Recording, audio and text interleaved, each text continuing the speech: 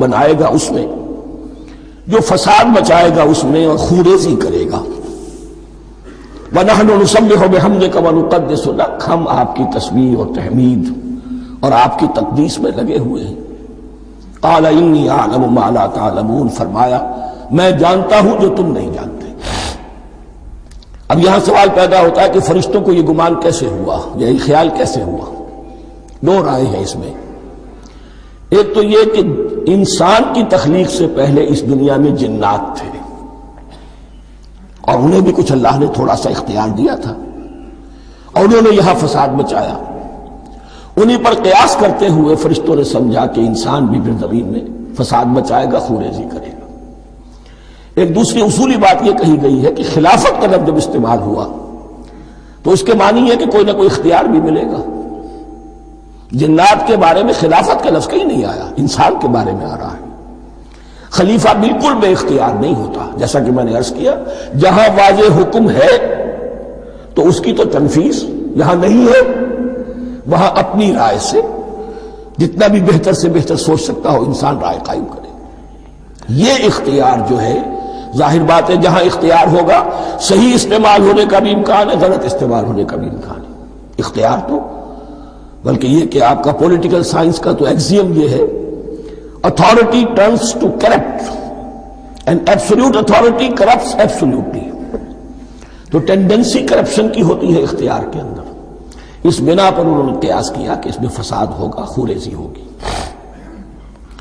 اللہ تعالیٰ نے فرمایا اپنی حکمتوں سے میں خود واقف ہوں، میں کیوں بنا رہا ہوں یہ میں جانتا ہوں، تم نہیں جانتے. وَعَلَّمَ آدَمَ الْأَسْمَاءَ كُلَّهَا، اور اللہ نے سکھا دیے آدم کو تمام کے تمام نام. اب اس میں بھی ایک رائے تو یہ ہے، بلکہ اس میں تقریباً اجماع ہے مفسرین کا، کہ اس سے مراد ہے تمام اشیاء کے نام، اور تمام اشیاء کے نام سے مراد ہے ان کی حقیقت کا علم.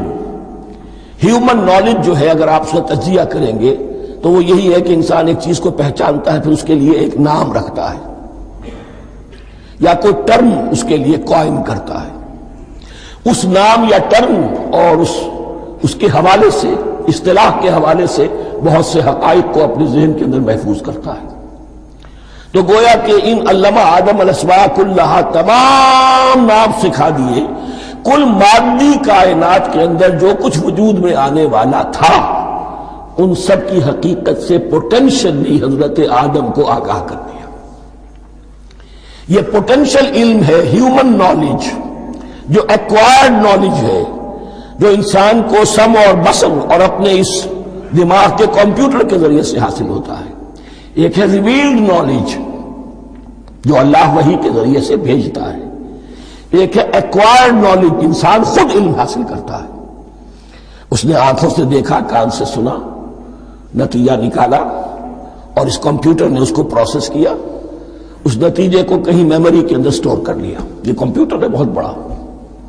پھر کچھ اور دیکھا، کچھ اور سنا، کچھ چھو کر معلوم ہوا، کچھ چکھ کر معلوم ہوا، کچھ سونگھ کر معلوم ہوا، کوئی اور نتیجہ نکلا، اسے وہ پاس میموری کے ساتھ اس کو ٹیلی کیا اور نتیجہ نکالا.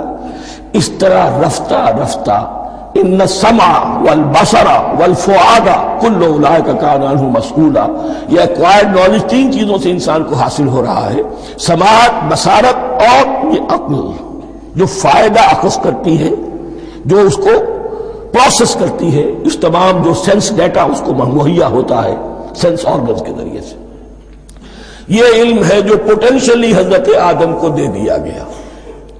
اس کی ایکسفولیشن ہو رہی ہے، اب درجہ بدرجہ وہ علم پھیل رہا ہے، بڑھ رہا ہے، اور بڑھتے بڑھتے کہاں تک پہنچے گا ہم کچھ نہیں کہہ سکتے. کہاں سے کہاں پہنچ گیا انسان.